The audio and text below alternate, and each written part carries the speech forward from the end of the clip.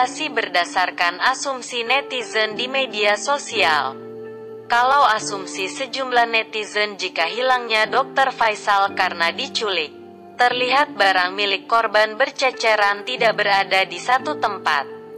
Kalau asumsi saya justru Dr. Faisal tidak diculik, mungkin saja ini sudah direncanakan jauh-jauh hari.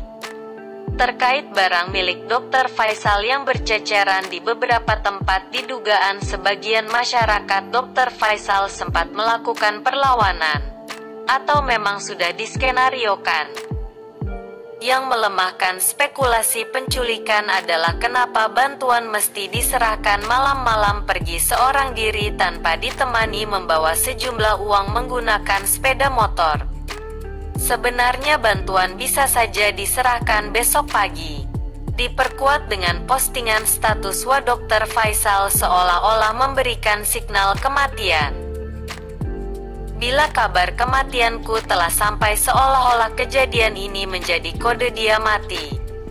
Saya justru khawatir dokter ada yang brainwash janggal bagi saya terkait doa dokter.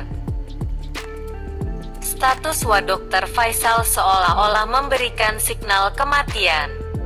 Bila kabar kematianku telah sampai, seolah-olah kejadian ini menjadi kode dia mati. Saya justru khawatir dokter ada yang brainwash janggal bagi saya terkait doa Dr. Faisal yang ingin mati dalam kebaikan tapi jasadnya tidak ditemukan. Hal ini diungkap sendiri oleh istri Dr. Faisal. Ada juga isu di medsos tentang spekulasi Dr. Faisal diculik oleh rekan satu organisasi keagamaan yang selama ini diikutinya. Pertanyaan, kira-kira Dr. Faisal ikut dalam organisasi keagamaan seperti apa? Tanda tanya. Apa hal yang membuat masyarakat bertanya-tanya sekitar kasus ini?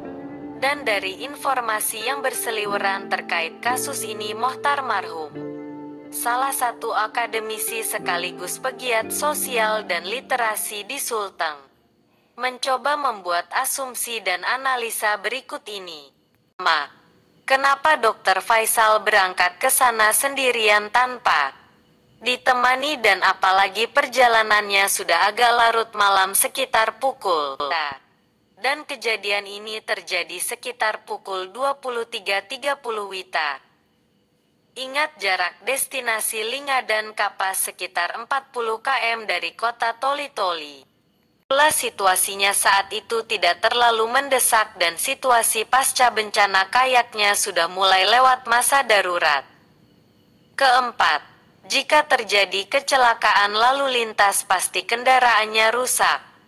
Terlihat lecet-lecet, ringsek. Ada bekas atau jejak rem dan atau mungkin kendaraannya rusak parah. Kemudian Dr. Faisal yang jadi korban kecelakaan pasti berada di dekat kendaraannya atau terhempas tapi mungkin tidak terlalu jauh. Siapakah orang yang pertama menemukan kendaraannya dan apa hubungannya dengan dokter? Apakah ada hubungan secara kekeluargaan? Maupun ada sangkut paut dengan urusan atau bisnis? Saya berharap Dr. Faisal dalam keadaan baik-baik saja dan kembali ke keluarga dengan selamat. Karena masih banyak masyarakat yang membutuhkan beliau.